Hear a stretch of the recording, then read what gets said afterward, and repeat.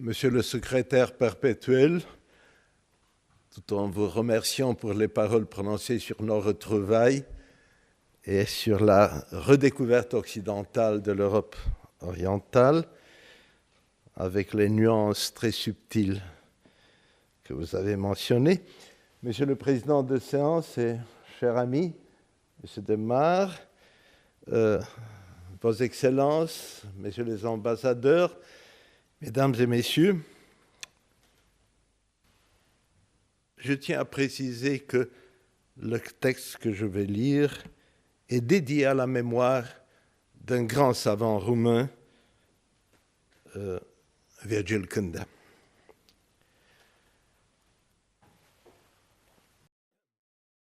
Lorsqu'il évoquait la culture de l'espace russe autour de 1700,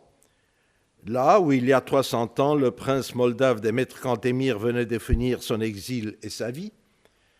un historien de la philosophie qui s'occupait de la pensée de celui dont le nom se trouve inscrit sur la façade de la bibliothèque parisienne Sainte-Geneviève, à côté de ceux de Newton, Leibniz et Fénelon, pouvait noter la réflexion suivante, je cite. « Ce qui se dessinait était une culture aux lointaines racines dans la civilisation grecque antique, passée par les auteurs latins de l'ancienne Rome, transposée dans la vision latinisante de la Renaissance italienne et poussée en avant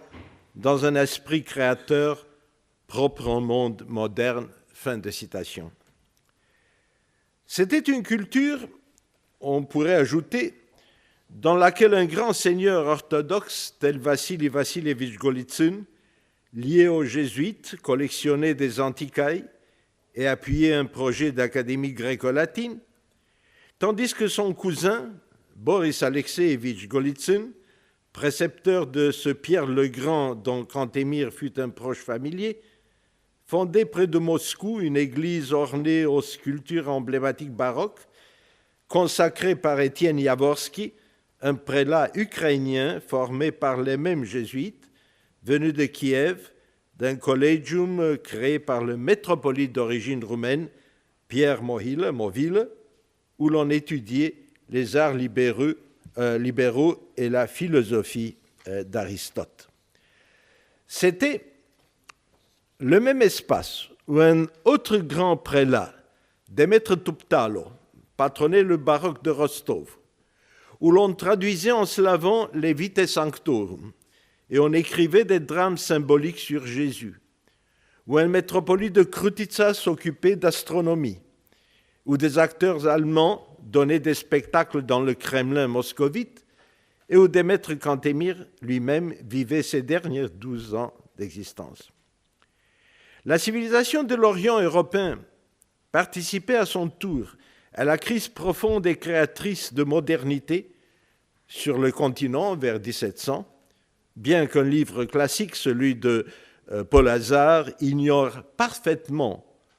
l'autre Europe. Donc vous voyez, c'était une affaire plus ancienne que celle de l'époque de la guerre froide, avec un humanisme des élites nobiliaires, jamais bourgeoises, et ce fut là un trait oriental qui prenait conscience de l'Antiquité dans une clé orthodoxe, mais dans un parallélisme significatif avec l'humanisme catholique de la contre-réforme. Je l'ai dénommé cet humanisme orthodoxe de la deuxième moitié du XVIIe siècle et du début du XVIIIe, un humanisme syncrétique, parce qu'il réunit sous le signe de la piété médiévale doctrine et système apparemment incompatibles. La pensée des philosophes païens gréco-romains, des pères de l'Église et des lettrés byzantins, symbolisme, hermétisme et théosophie qui mélangeaient science et mystique, des essais de concilier théologie et connaissance de la nature, du physis, de la nature, étudié jadis par le Stagirite. Dans l'humanisme du Seicento européen, encore chargé de cette médiévalité qui caractérisa aussi la Renaissance tardive et maniériste,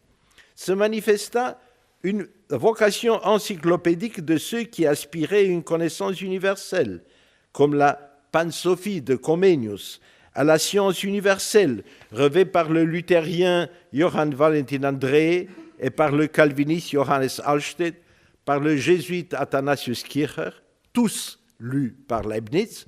Et peut-être ce ne fut pas par hasard qu'on a pu parler dans un âge d'ésotérisme, d'hermétisme et de scolastique seconde du prince roumain Cantemir, qui, dans une nouvelle médiévalité, mi-rationaliste, mi-pré-illuministe, réalisait une vraie alchimie verbale. Quant à cette médiévalité, Cantemir a été, n'oublions pas, strictement contemporain avec François Salignac de la Motte, plus connu sous le nom du château gascon de sa famille, Fénelon. Celui qui avait essayé, dans un monument de la prose classique française, de suggérer une restauration quasi-médiévale de l'autorité des grands barons et des États généraux provinciaux en France, dans l'atmosphère ultra-catholique d'un Bossuet et de la révocation de l'édit de Nantes, auteur lu avec délice en Europe centre-orientale par les magnats hongrois et les boyards moldaves du siècle où mourait notre prince lettré. J'ajouterai qu'il faut tenir compte encore des conclusions pertinentes d'un ancien volume new-yorkais de Nathan Edelman dédié au goût moyenâgeux de l'époque de Louis XIV.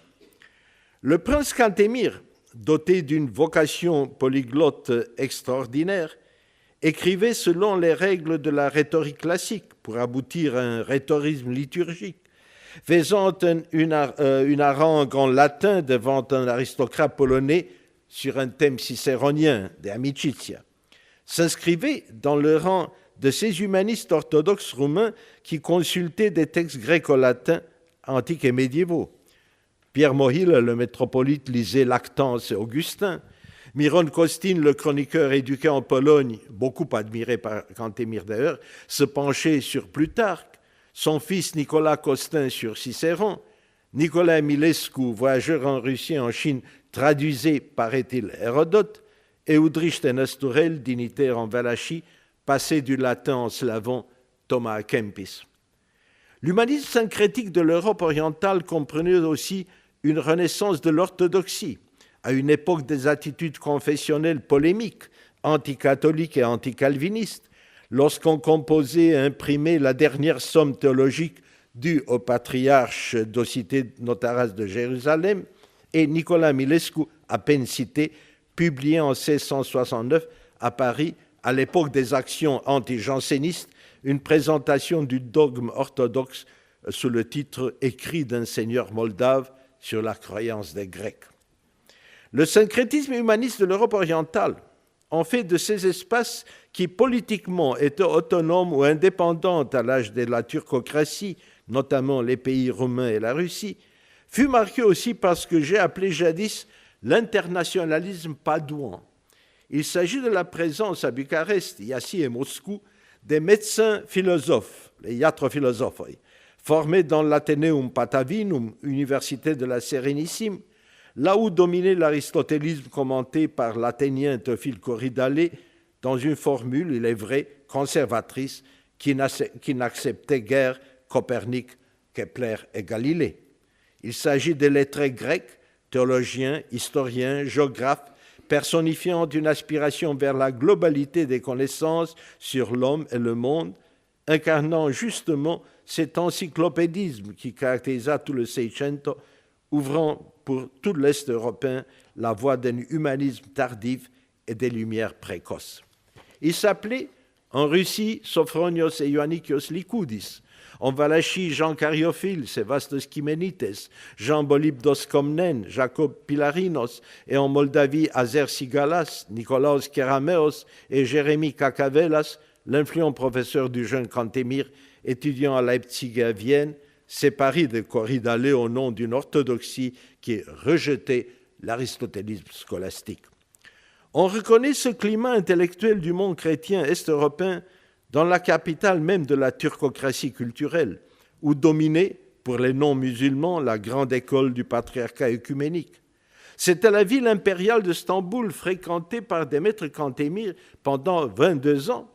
résidant à Ortaköy, en relation avec les ambassadeurs étrangers tels le français de Ferriol, le hollandais Collier, le russe Tolstoï, et avec les professeurs de l'Académie patriarcale, Jacob Manos, Antoine Spandonis, Mélès Darta, Chrysanthe Notaras, Élie Mignat le rhéteur, ou bien Alexandre Mavrocordato, l'exaporite, habile diplomate et puissant droguement de la sublime porte, défenseur en 1664 à Bologne d'une thèse de doctorat de Instrumento Respirationi et Circulatione Sanguinis qui répandait en Europe savante la théorie de Harvey sur le mouvement du sang. À Yassi et puis à l'école grecque de Stamboul se forgea l'éducation hellénisante du jeune Cantemir, même si plus tard son attachement pour la latinité fut doublement justifié par l'origine même de son peuple sur laquelle il s'est répandu longuement et par son intérêt intellectuel pour la culture occidentale où les élites étaient encore latinophones. Et à Stamboul toujours apprenait le futur prince régnant des éléments de la théosophie du flamand Johann Baptist van Helmont, surnommé le Faust du XVIIe siècle, de l'œuvre duquel, publié à Francfort en 1682, il va copier des centaines de pages, intéressé par une physique mise au service de la métaphysique théologique, en louant le penseur bruxellois parce qu'il avait chassé Aristote de la philosophie chrétienne. Il est sûr que la théosophie helmontienne, avec laquelle Démètre Cantemir nous paraît avoir été consonant, mixture de science et de mystique dans le sillage de la médecine hermétique de Paracels du siècle antérieur, était clairement dépassée par le rationalisme bacronien et cartésien. Mais sa connaissance signifiait néanmoins un contact avec le climat occidental post-tridentin d'une renaissance en joie, le même qu'avaient les patriarches grecs de Stamboul, proches de la Rome papale, Athanas III Patellaros et Cyril Contaris, le même que représentaient des icônes peintes dans la maniera italiana en Crète et la présence de la propaganda fide dans les Cyclades, les représentations théâtrales offertes par le marquis de Nointel dans la capitale des sultans, ou la Scola Greca et Latina de Târgoviște d'un pro-jésuite de Chio, Pantélémon Ligaridis, critique du dernier aristotélicien, le déjà cité Corydale. Dans presque tous les domaines, elle est évidente la relation avec l'Occident catholique et baroque, après le Concile de Trente, des élites est-européennes orthodoxes et de cet humanisme syncrétique et éclectique pour lequel Démètre Cantemir reste un cas hautement illustratif, surtout par son encyclopédie d'historiens, de géographes, d'ethnographes, d'orientalistes, de philosophes, avec un mélange d'éthique chrétienne et stoïque, dans un temps où les sciences étaient encore peu différenciées. Si l'origine latine des Roumains était toujours affirmée par le prince, et c'était une découverte livresque des chroniqueurs moldaves qui l'ont précédé, faite dans les collèges jésuites polonais, porteurs du concept tridentin de Roma Triumphans, si la noblesse issue de la culture, l'anthropocentrisme qui affirmait en bonne tradition byzantine la grâce divine partagée par l'homme, l'éloge de l'humanité rationnelle sont des traits définitoires de l'humanisme roumain, il y a bien d'autres signes de la congruence Orient-Occident dans l'Europe des années 1700. Depuis le mythe du sage égyptien proclamé par Bossuet, si attrayant pour Kircher dans son Oedipus Egyptiacus, et depuis les interprétations ésotériques des hiéroglyphes, les échos avaient été directs dans le roman hermétique et le pamphlet politique de Cantemir, qui fut en 1705 l'histoire hiéroglyphique, manifeste de la monarchie absolue au règne héréditaire. Quant au goût européen pour cosmographie, orographie et théâtre géographique, témoigné tout au long du XVIIe siècle par des écrits intéressés par le proche et le lointain Levant, tels Delicie transmarine, Regni Chinensis descriptio, Regni Polonia descriptio, Descriptio novissima imperii turcici, Démètre Cantemir va s'y aligner avec sa description Moldavie. Accompagné d'une carte par lui dessinée, l'écrit lui fut suggéré par la Societas Regia Berolinensis, l'académie créée par Leibniz dans la capitale du nouveau royaume de Prusse, qui recevait comme membre en juillet 1714 l'ancien souverain moldave devenu prince russe. Formé à Istanbul, dans un climat culturel turc qu'annonçait la fameuse époque des tulipes, l'allée d'Evry, en relation avec le grand vizir Rami Mehmed Pacha, et dans un temps d'intérêt occidental accru pour exotisme, turquerie et islam,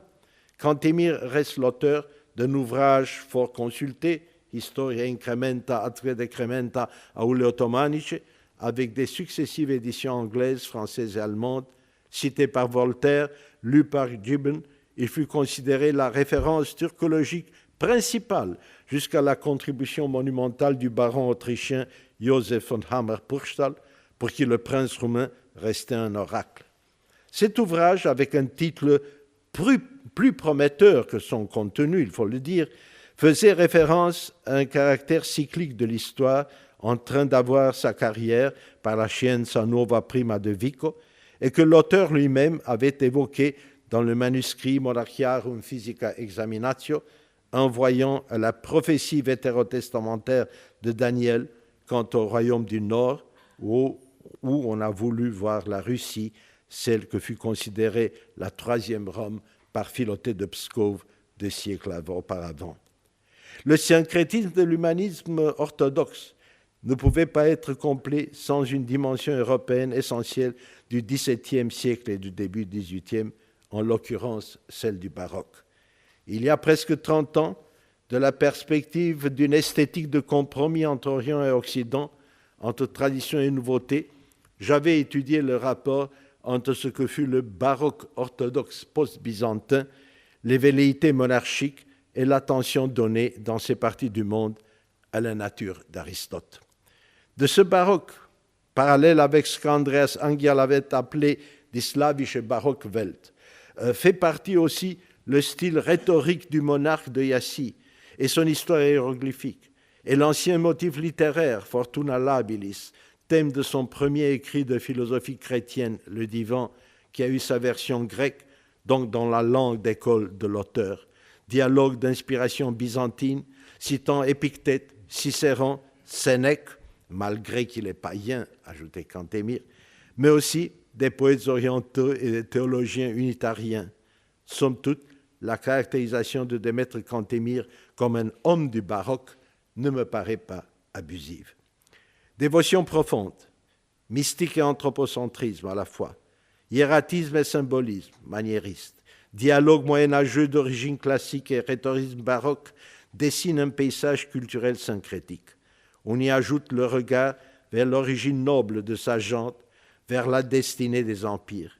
Tout ce coexiste dans l'œuvre du prince Cantemir, appartenant à un humanisme orthodoxe, représenté en Russie, dans les pays roumains, dans les Balkans, par une couche nobiliaire de princes, patriarches, métropolites et boyards, contemporains de l'humanisme de la contre-réforme de l'Europe occidentale. Les deux, interférentes et se complétant, dessinent une carte spirituelle plus vraie de la première modernité européenne. Je vous remercie pour votre attention.